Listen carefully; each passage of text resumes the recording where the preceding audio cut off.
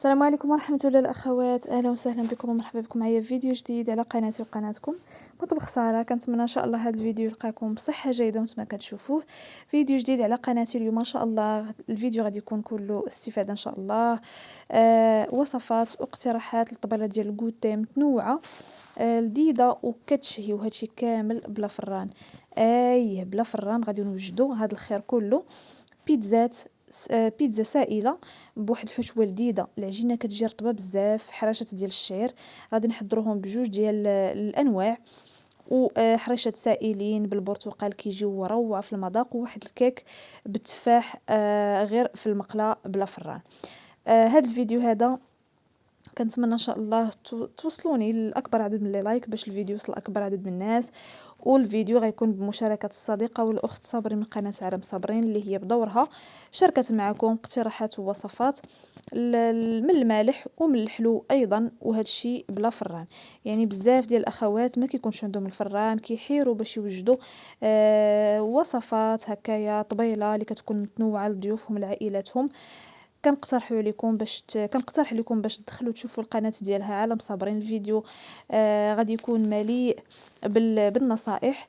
غادي نخلي لكم رابط قناتها في اول تعليق مثبت، وايضا في صندوق الوصف. كنتمنى تدخلوا عندها وتقولوا لها راكم جيتوا من قناه مطبخ ساره، وتشجعوها تخليوا لها لايك الفيديو.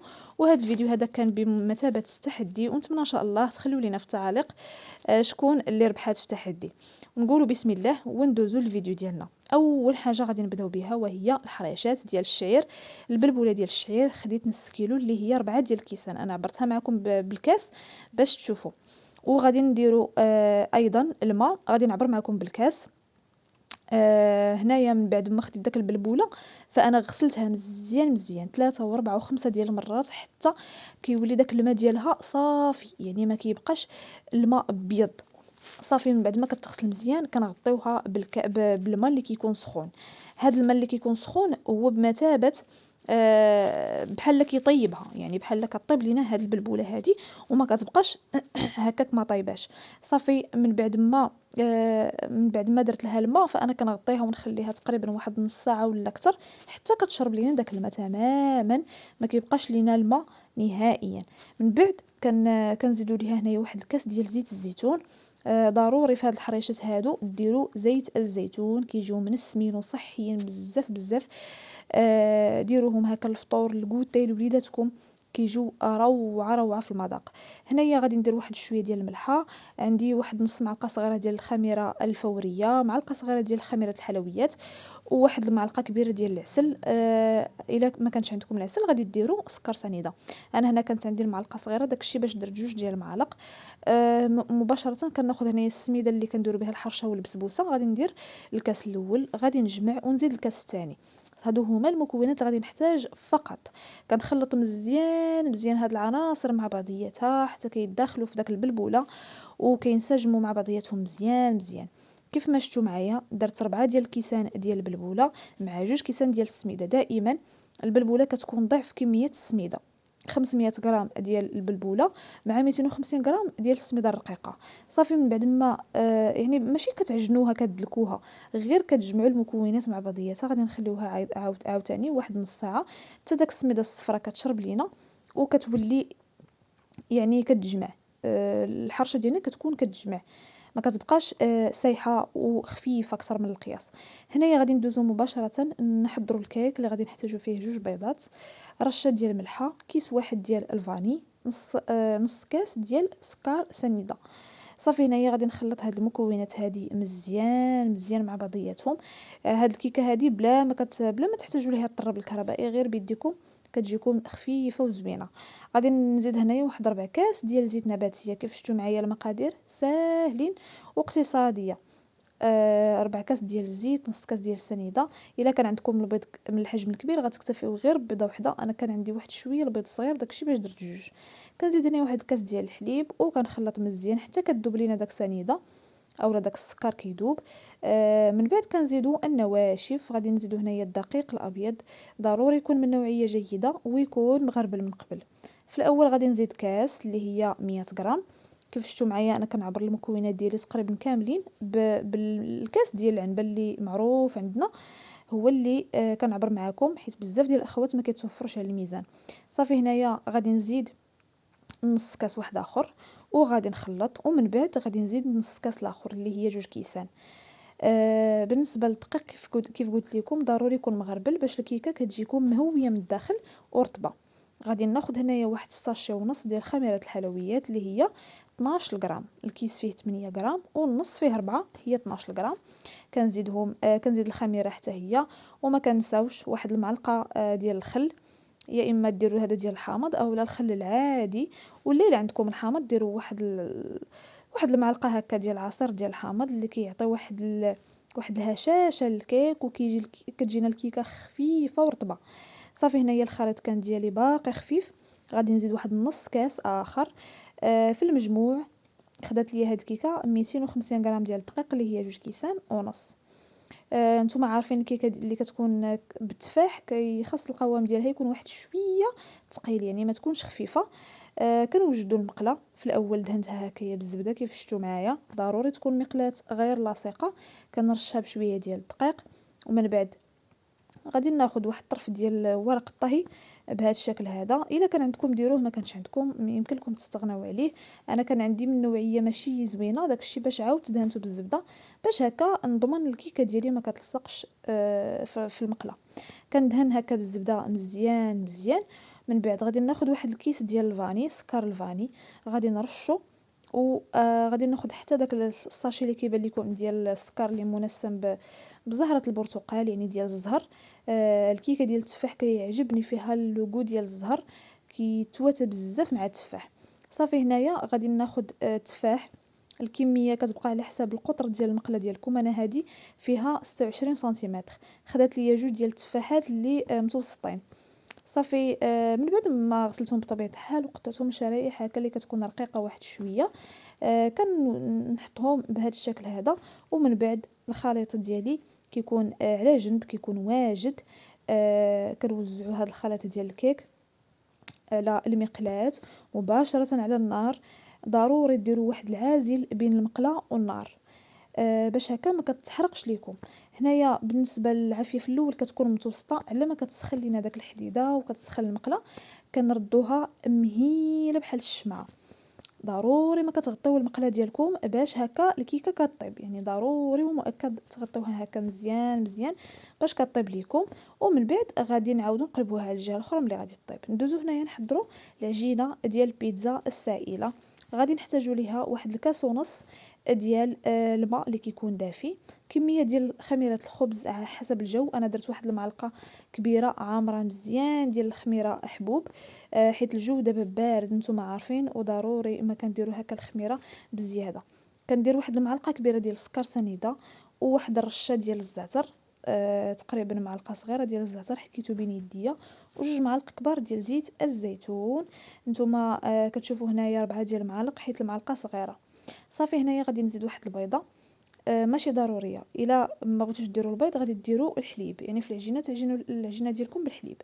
والا ما بغيتوش ديروا الحليب غديروا واحد البيضه، المهم واحد فيهم غادي ديروه، يا الحليب يا البيض. صافي هنايا كنخلط هاد المكونات هادي مزيان حتى كتذوب لينا داك الخميره مع سنيده. وغادي نزيد هنا واحد نص كاس ديال الفينو اللي هو سبيسيال اولا دقيق القمح الصلب اللي كيكون بطبيعه الحال مغربل. وغادي نزيد ايضا واحد الكاس ديال الفورس مغربل اكيد، ونص معلقه صغيره ديال الملحه، والكاس الثاني ديال الفورس. صافي هادو هما المكونات اللي غادي نحتاجو لهاد العجينه السائله ديال البيتزا. كنخلط مزيان مزيان بلا ما كتقيس يديكم العجينه، بلا ما كتدلكوا، وكتجي العجينه خفيفه و... و... وطريه بزاف بزاف. غادي تشوفوا معايا الخفه ديالها كيفاش دايره. من بعد هنايا غادي ناخذ هذا الخليط هذا ديالي وغادي نديرو في واحد البلاستيكه، من بعد باش غادي نعاود نحولو لواحد القنينه بلاستيكيه. غتشوفوا معايا باش هكا غتسهل علينا الخدمه. صافي هنايا مباشره غادي ناخذ مقلاة، يا اما ديروا هذه ديال 4 ديال الوجوه اولا ديال 7 ديال الاوجه، اولا مقلاة عاديه اللي كطيبوا فيها البغرير ولا الكريب، غادي تحطوها فوق البوطه تسخن. هنايا كيف ما شفتوا معايا وريتكم هاد القنينه هذه اللي غادي نخدم بها، كتسهل عليكم الخدمه. كندير واحد التقيبه هكا في الغلاقه ديالها اللي كتكون شويه واسعه. مباشره ما كتسخن لينا المقله كنحط واحد الكميه ديال الخليط، كنوزع الكميه بواحد المعلقه. داكشي باش درت انا هاد المقله هادي ديجا فيها لا فورم، يعني ما كنوزع على حساب داك القياس. نتوما الا ما كانش عندكم بحال هاد المقله غديروا غير المقله العاديه وغادي طيبوا فيها، يا اما ديروا بيتزات صغار اولا كبيره، بيتزا عائليه. صافي هنايا من بعد ما كينشف الوجه ديال العجينه كنعاودوا نقلبوها للجهه الاخرى. و غادي نديروا الحشو ديال البيتزا ديالنا اللي كيكون اختياري، وكل واحد يدير داكشي اللي كيبغي. انا هنايا درت صوص طوماط اللي كتباع على برا، تقدروا نتوما ديروا صلصه الطماطم اللي كتكون منزليه ديال الدار. بالنسبه للحشو انا خديت البصله اللي صوتيتها مع شويه ديال الزيت والملح والبزار، ايضا فلفله حمراء وفلفله خضراء حتى هي صوتيتها. شخصيا ما كنبغيش الخضراء او الفلافل يكونوا يعني تكون خضراء، ضروري تكون شويه طيبه، لا الفلفله ولا البصله، داكشي باش كنشحرهم واحد شويه من قبل. من بعد كناخذ الطون اللي تقدروا تعوضوه بالكفته اولا بصدر الدجاج، صدر ديال لا داند، والفرماج موتزاريلا محكوكه. من الاحسن يعني يستحسن انكم تحكوا الفرماج غير في الجهه الرقيقه باش هكا كيذوب لكم دغيا. صافي. ومن بعد هنايا كندير واحد طريف ديال الزيتون الكحل اولا زيتون خضر، كيبقى على حساب داكشي اللي عندكم متوفر. انا كان عندي هذا الزيتون اللي بلا عظم وقسمته على جوج. صافي هنايا كنغطي ضروري هذا الفرماج هذا بواحد الغلاقه هكا ديال الطاجين باش هكا كيرجع داك الصهد على الفرماج وكيذوب. هانتوما كيف كتشوفوا معايا من التحت راها كتكون طايبه، يعني راه ما كتكونش خضراء اولا كتبقى لكم عجينه، كتجي طايبه و كتجي رطبه بزاف بزاف. صافي. العافيه هنايا راه كيف ما قلت لكم كتكون العافيه مهيله باش هكا كطيب لكم من الداخل على خاطرها. ما كتجيو فين تكملوا الحشوه ويذوب الفرماج صافي حتى كيجي الطياب ديالها هو هذاك.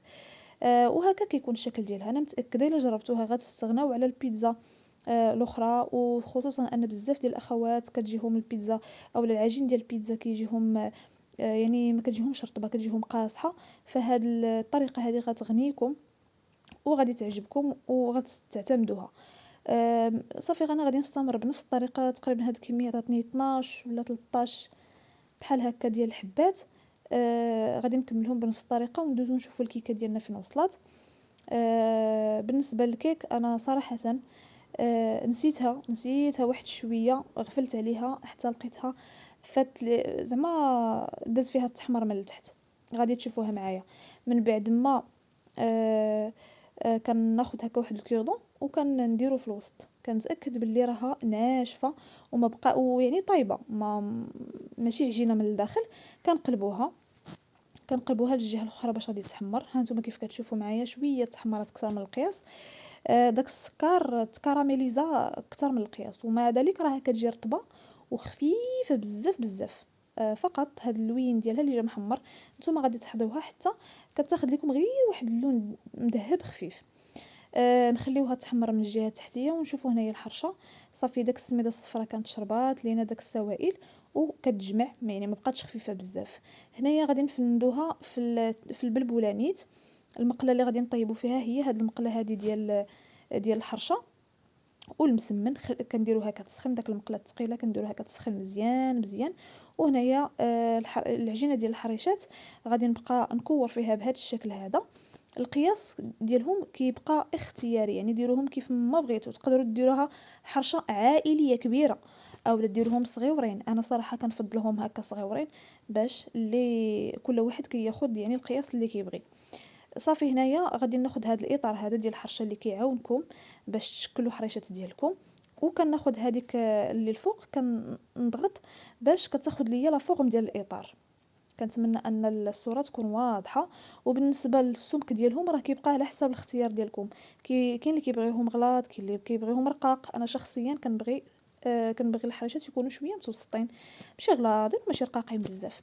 صافي هنايا ضروري كنخليوهم حتى كيطيبوا، يعني واحد المده ما كتقلبوهمش وما كتحركوش فيهم حتى كيطيبوا. عاد باش كنعاودو نقلبوهم على الجهه الاخرى. ما تقويو لهمش داك التحرك داك التقلاب بزاف باش هكا ما كتبقاش تفرت الحرشه ديالكم. صافي هنايا من بعد ما كتشد راسها الحرشه عاد كنقلبها للجهه الاخرى. والعافيه هنايا راها كتكون بين المتوسطه والمهيله، يعني ما كتجهدوش وراهم كياخذوا شويه الطياب الوقت. صافي هنايا داك الكميه اللي كانت بقات ليا، فانا درت في الاول 8 ديال الحريشات في المقله اللي هزات لي، والكميه الاخرى غادي ندير ليها واحد شويه ديال الزعتر وشويه ديال الزيتون اللي كيكون كحل مقطع صغير. غادي ندخل هذا الزيتون هذا والزعتر مع الحرشه. هاد الحرشه ديال الزعتر والزيتون راها كتجي كتحمق، كيجيو ولذاذين بزاف بزاف، وحتى هما بنفس الطريقه غادي نكمل الطياب ديالهم. هنايا غادي ندوزو باش نحضروا الحريشات السائلين اللي غنحضروهم باللوغو ديال البرتقال، كيجيو فنين رائعين في المذاق. غادي نحتاجوا ليهم واحد البيضه، رشه ديال الملحه، 5 ديال المعالق كبار ديال سكر سنيده. الحلاوه كتبقى على حسب الذوق، تقدروا تقللوا او لا تزيدوا. شخصيا جاتني الحلاوه هي هذيك.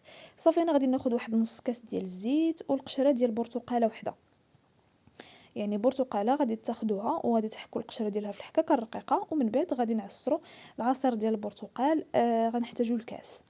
غادي نخلط مزيان مزيان داك القشور ديال البرتقال مع باقي المكونات، ونزيد هنايا كاس ديال عصير الليمون، عصير البرتقال الطبيعي، وكاس ديال الحليب. غادي نحتاجوا 2 كيسان ديال السوائل، تقدروا ديروهم بجوج بهم حليب، يعني 2 كيسان حليب اولا 2 كيسان عصير برتقال، اولا تخلطوا بيناتهم كيف ما درت انا. صافي هنايا من بعد ما كتذوب من داك السكر، كنزيد هنايا 2 كيسان ديال السميده اللي هي رابعه، 250 غرام ديال السميده الرقيقه الخاصه بالحرشه، وكندير واحد الساشي ديال خميره الحلويات من وزن 8 غرام. هادو هما المكونات صافي معبورين ومضبوطين مليون في المية. كنخلطو مزيان مزيان، كنخليو هاد الخليط ديالنا كيشرب واحد شويه في الاول، راه كيجي خفيف، ومن بعد كنخليوه كيتشرب. في هاد الاثناء راه باقا كنطيب الحريشات. الحريشات كيف ما قلت لكم راه كياخذوا شويه الوقت، ولكن راه النتيجه ديالهم كتجي ولا اروع. هنايا صافي كنطيبت المقله الاولى، هادوك الحريشات العاديين اللي ما درناش فيهم الزعتر و الزيتون الكحل. صافي هنايا غادي حيدت هادو باش ندوز نطيب الاخرين. والمقله راه ضروري ما كنحيدو داك البلبوله اللي كتبقى لينا من المقله الاولى، كنعاودو كنحيدوها وكنمسحوها باش هكا كيجيونا الحريشات نقيقين وكيجيو زويونين. وبنفس الطريقه هادو اللي درنا فيهم الزيتون والزعتر حتى هما غادي نشكلهم الكرات، نفندوهم في البلبوله، و يعني نقدوهم في هذا الاطار هذا، وحتى هما غادي نخليهم حتى كيشدوا راسهم مزيان مزيان. بزاف ديال الاخوات اللي ما كيصدقوش ليهم هاد الحريشات ديال البلبوله ولا ما كيعرفوش ليهم، غتخليهم حتى كيشدوا راسهم عاد باش غادي تقلبوهم للجهه الاخرى. صافي انا هنايا كنت كملت الطيب ديال الحريشات. دزت هنايا باش نطيب هاد الحريشات السائلين. من بعد ما خليتهم حتى شربت داك السميده مزيان مزيان، حتى هما غادي نطيبهم في هاد المقلاه هذه ديال اربع اوجه، باش يعني كيجي القياس ديالهم هو هذاك بحال بحال. من بعد ما كينشفوا كنعاود نقلبهم للجهه الاخرى، كيف كتشوفوا معايا راهم كيجيو محمرين واخدين واحد اللون موحد مذهب محمر، كيجيو روعه. وهنايا راه الريحه ديال البرتقال راها عاطيه، اللي الريحه ديال الليمون راها منتشره في الكوزينه كامله. صافي حتى هما بنفس الطريقه غادي نكملهم، والطياب ديالهم راه ساهل، راه ما كياخذش منكم حتى 10 دقائق ديال الطياب، في ساعه كيوجدوا. صافي وهنايا من بعد ما طابت لي الكيكه من الجهه الثانيه، دهنتها بشويه ديال الكونفيتور ورشت عليها شويه ديال الكوكو افيلي اللي كيكون محمر. وهنايا كيكونوا الوصفات اولا الاقتراحات اللي حضرت معكم، كيكون كلشي واجد. هنايا هاد البيتزا هادو كنوريهم لكم عن قرب. كيجيو صراحه رطبين ولذاذين بزاف بزاف بزاف، ما تتخيلوش قداش. وداك الحشوه حتى هي راها كتجي لذيذه وبنينه. وبالنسبه لهاد الحريشات هادو حتى هما راهم كيجيو رطبين وخفافين، واهم انهم ساهلين مهلين، يعني في اخر لحظه يجيكم شي حد دغيا دغيا تنوضوا تخلطوهم وطيبوهم، ما كياخذوش وقت نهائيا. وما نساوش الحريشات ديالنا اللي كيكونوا صحيين بالزيتون والزعتر. الحريشات بزيت العود من السمين بزيت العود كيجيو صحيين ولذاذين بزاف بزاف. الفطور ديال الصباح مع هذا البرد، شي كاس ديال اتاي بالشيبه وزيت العود كيجيو يا سلام.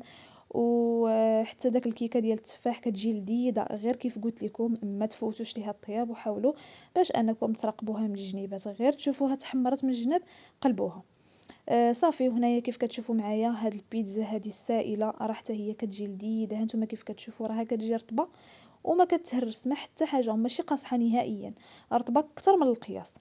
صافي، والحشوه ديالها راها كتجي يا سلام.